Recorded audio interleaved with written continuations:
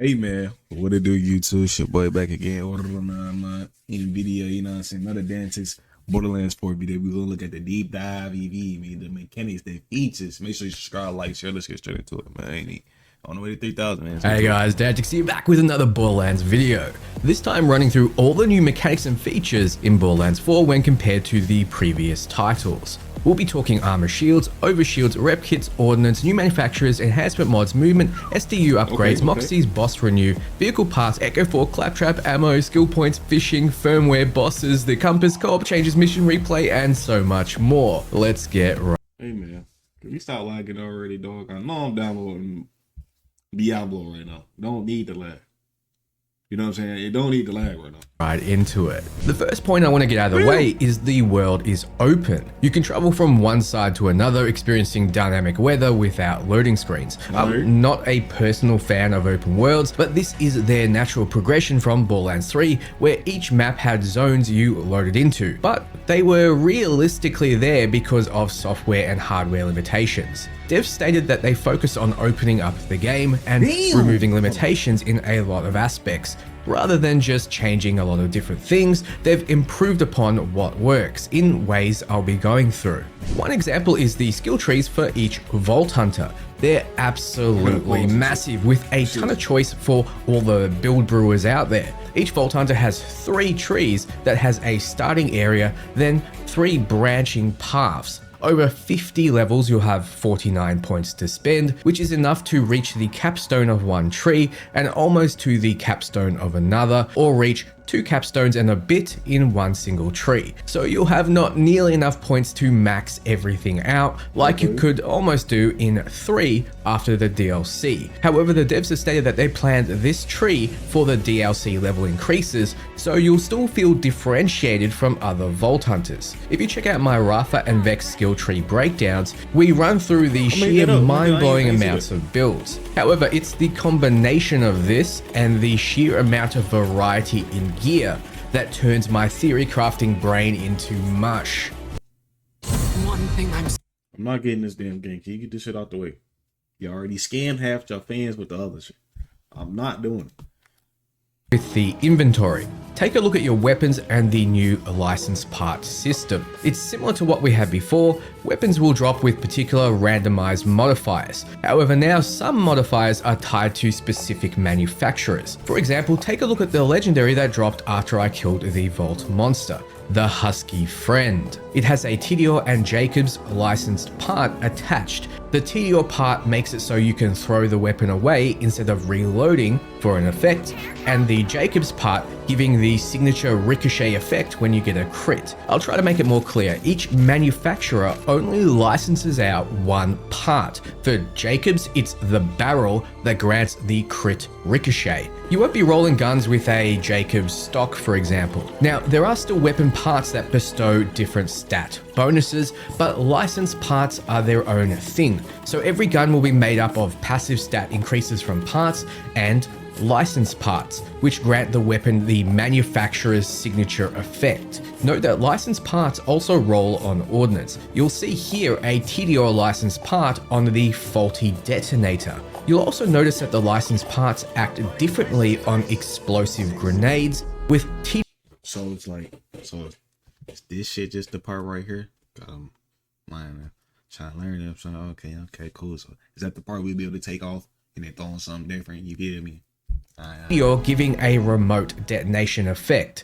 We see the Vladoff is exploding on impact, Ripper is teleporting to a target, and Order is homing on nearby enemies. So grenades function differently, but throwing ordnance that's not a grenade, like throwing knives, roll with their own properties. For example, here we see a Jacobs part that lets the knives crit when hitting a weak point. So knives are a grenade for skills that reference grenades, but have different rolled properties. I know it's all kind of confusing, but it's not really something we need to know in depth just yet. Now, there are a lot of manufacturers, I'll go through the new ones soon, but some only start rolling on weapons of a particular level or higher.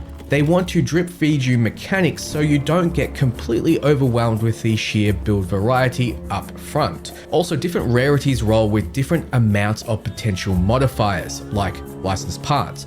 with Epic or Purple Gear rolling with potentially 4 licensed parts on one piece of gear. Legendary weapons can roll with 3, as 1 slot is always taken by the legendary effect. So yes, sometimes you're going to want an epic weapon over a legendary, and the team is aiming for more build choice and variety.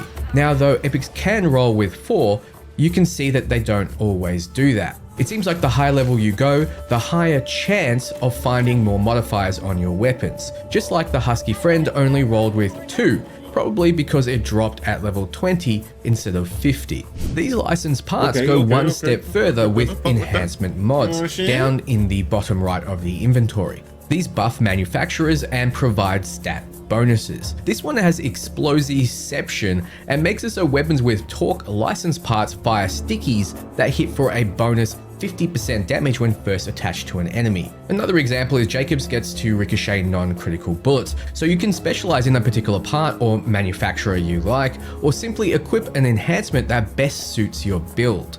I probably should mention here that there are different manufacturers in the game. We have Order, Ripper, and Daedalus. Order weapons focus on precision and burst damage and can be charged for more powerful attacks. From my testing, they were fine, but I didn't see the value of the effect just yet.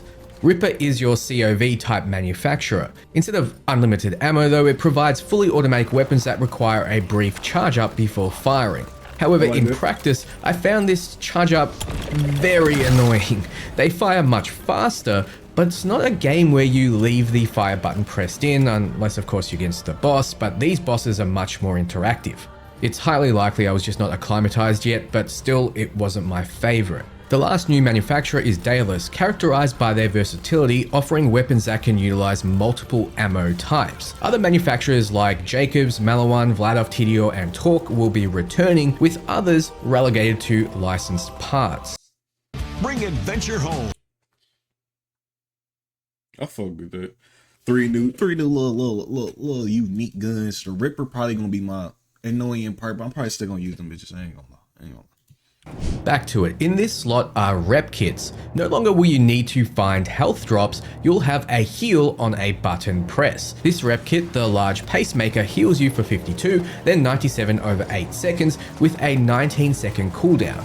It also has other effects like granting you 40% movement speed over 8 seconds, so there'll be plenty of rep kits with a low heal amount that grant you buffs that suit your... One thing I am realizing with this game, they're expanding, you know what I'm saying? Just from the how can I say it, with the little kits, everything, you know what I'm saying? From the heal kit, go back to it. Where that shit at? Go to the goddamn screen. These right here, you know what I'm saying? And then you got the attachments on guns and shit like it's Call of Duty. You feel me? I ain't even gonna... movement speed over 8 seconds, so there'll be plenty of rep kits with a low heal amount that grant you buffs that suit your build. I foresee players using this tool to simply increase their DPS or maneuverability. Guaranteed a speedrunner will use a rep kit like this to fly around the map. So this is yet another layer of your build that you'll need to consider. It's all really adding up, isn't it? Well, I'm not even close to done yet. Next to the rep kit, we have a slot for Ordnance. Now, I've talked about Ordnance in depth over 2 videos because I love this addition so damn much.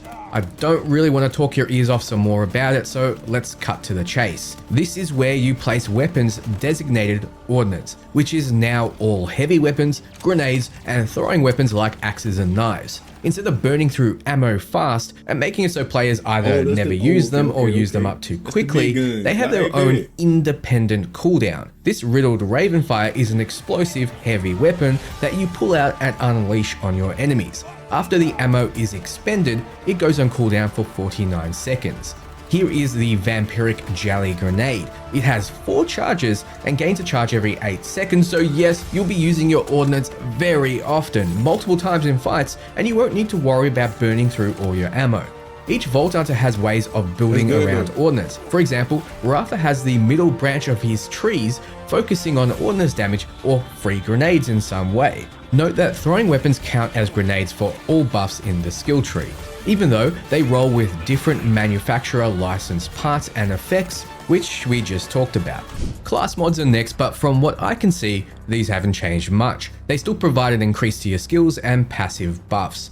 Next is your shield slot, but wait, this has changed. You can either have an energy shield or armor shield equipped. Yes, armor, new to the Borderlands series. Let's take a look. The first number is the total amount of armor you'll gain from the shield. The next is the amount of segments. This will make more sense soon. The last stat is the flat damage reduction you get. So this armor shield gives 22% damage reduction so long as you have armor. The 249 total would actually be closer to 300 effective points of damage mitigation.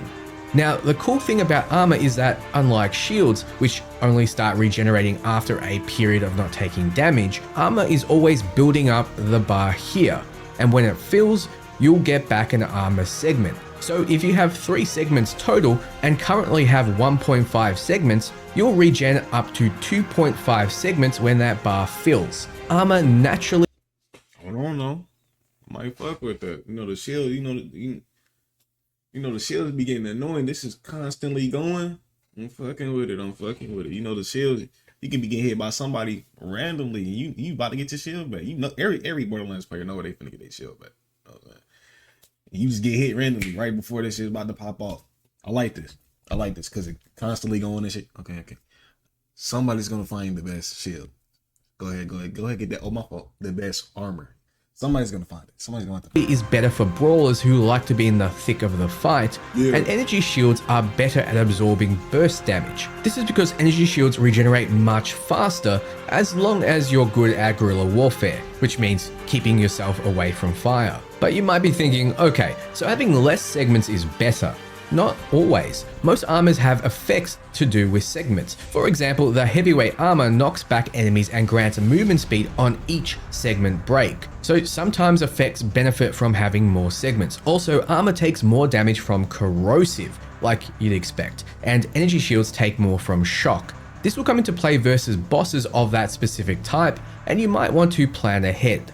Note that anything that buffs shields also buffs armor shields. Saying that out loud sounds ridiculous, but some people consider armor as a separate thing in games like this. So, the 2 types of shield is energy and armor, both getting benefits from skills and gear that say shield, which leads us to overshield. This is a new mechanic in Borderlands 4, and you may have already seen legendaries and skills like Vex's skill right here that benefit from it. Basically, if your shield has a maximum, overshield goes beyond that for an amount dictated by said skills and gear, but the shield amount eventually decays after around 8 seconds or more if invested into. Late game, you'll be looking at firmware, which seems to roll on gear that's not a gun. We haven't seen it in action yet, but these will be set bonuses that you can transfer between gear at firmware stations. No, you can't craft gear, but you can modify their firmware. How powerful these set bonuses are have not been revealed. So moving on to movement, which has been updated as well. Like in Borderlands 3, you can slide, but you can also use a jetpack and a grappling hook. Jetpacks give you vertical movement, aka a double jump, and also allow you to glide. I say glide because you do slowly descend. You also have a grappling hook that will activate on button press when an area that can be grappled to is in sight. I say area because bosses will be able to be grappled as well. The Vault monster we fought requires us to use the grapple and jetpack often. You have to double jump to avoid a tail whip, then grappling hook to pods and glide. I'm 15. I like it. And then the double jump, you know what I'm saying? They had that in the pre-sequel, man. You know what I'm saying? I wish we had this in 3. I would have been playing a little bit more longer. Actually, I would have been playing 3 if the damn story was an acid floor. Grappling specific boss parts opens up weak points. You also have the ability to dash and wall climb. Dashing specifically was something I missed going back to Borderlands 3 after playing 4. So you can use all these new tools to solve side missions and puzzles, or even fish. Yes, you can fish with your grappling hook, but make sure to catch what comes out of the water before it falls back in and is gone forever. This is a cute little minigame. Moving around also won't be hampered by needing to stop and collect ammo, as it now auto-collects instead of you needing to hold in a button after opening lockers and the like. So movement will help with bosses, but bosses will also have immune phases, which means you won't be able to instant burn through their health and trivialize a fight, at least at the start. If you've killed the boss once and fight it again, the immune phases will disappear, letting you farm that boss much easier. You can do this with the new Moxie's Encore machine. Activating it will respawn the boss and let you enter and take it out again, also letting you farm for gear much easier. You can replay whole missions as well, a feature you can activate right from the menu. So if you like something or want to replay it without your mate talking in your ear, you can do it. In Borderlands 3, we had an area in the hub to upgrade our storage. Instead, you have an SDU section of your menu where you can spend SDU tokens you gain from side content in the world. Here you can upgrade your max ammo for weapons, your backpack size, bank size, and maximum lost loot storage. The devs state you won't need to farm side content to have a reasonable amount of storage, it's just a little bit extra. You can customize your Vault Hunter more than you ever could in Borderlands 3, but that's really to be expected. You can also customize your helpful robot friend, Echo 4, who is new to the Borderlands series. With a press of a button, he'll create a line for you to follow to your objective. Speaking about customization, you can further customize your weapon's looks. What is new is the ability to summon a vehicle to your side anytime you're outdoors in the open world. You no longer need to catch a ride, which is now needed since the game is open world. You'll notice the vehicle's looks and stats are completely independent. You select a vehicle, then a hover drive. The vehicle is its looks and the drive is the stats. For example, here is a Jacobs all-rounder starter drive. Yes, drives have particular manufacturers too. Vehicles will have speed, acceleration, handling, and boost to consider, and this starter drive is pretty terrible as expected, but you can unlock more. Unsurprisingly, torque focuses on high boost and speed. It seems all vehicles will, at least initially, use guns and missiles. Like I mentioned in one of my first videos and was picked up 9 days later by IGN like it was breaking news, is that you'll have sliders in your menu for almost everything, like a volume slider for Claptrap. You can make him louder or completely mute him if you like. Gearbox has really leaned into the you either love him or hate him principle here. Speaking of, from what I played and what the devs have told me, the story won't be non-stop silliness and cringe, like what we saw in Borderlands 3. The Golden Path seems to take itself seriously with some dark overtones. The silliness will still be there, sprinkled about, but will mostly be relegated to side content. One change that's caused a bit of contention is the compass. The devs seem to believe the new verticality and sheer size of the maps makes a minimap hard. They encourage you to press a button to open up the map for guidance when you need it. Otherwise, use the compass at the top. After a bit of light bullying from the community, well done guys, Randy and his team added a combat minimap that I feel is the main reason to want a minimap at all, for granular detail where the enemies are, rather than getting a vague direction from a compass. So when not in combat, you can always use Echo 4 to help you get around. You can place a pin on the map and use the compass to find your way to them. You might do this to find a world event that just opened. One we got to try had an airship landing. You would clear the mobs around the airship, then get inside and blow it up for loot. This event seemed to spawn in like world events do in Diablo 4. You might use this time to get your mates to join your world to help you out. There are lots of events and side missions littered around the world that reward you with various things like cosmetics, SDU tokens, loot, and more. It seems very densely packed. Though this part isn't new, you can co-op the whole game seamlessly. If you're level 20 and your friend is a level 5, the game balances so you're both contributing. Won't be playing with you. Shit. Won't be playing with you unless it's your new character.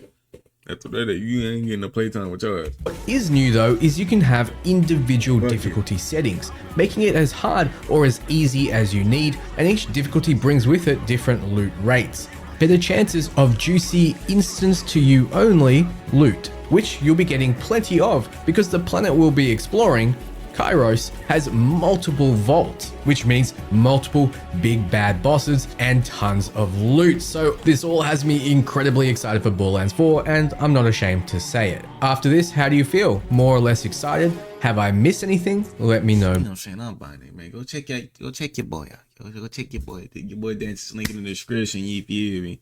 My ear scroll like shit. Tell me how y'all feel about that smooth. I ain't gonna lie. Hopefully, like with the story and like 3, I hated 3 story, but that shit was fucking dumb every damn time. Every time the two main niggas popped up, I got tired. I ain't gonna lie. But hopefully this game is good. I played every month. Gameplay wise, of each and every Borderlands Tiny Tina's as well. The gameplay is enjoyable, really enjoyable. So look like they're improving on that. You know what I'm saying? But I'm out of Scarlet shit. Yeah, like I said, let me know how y'all feel.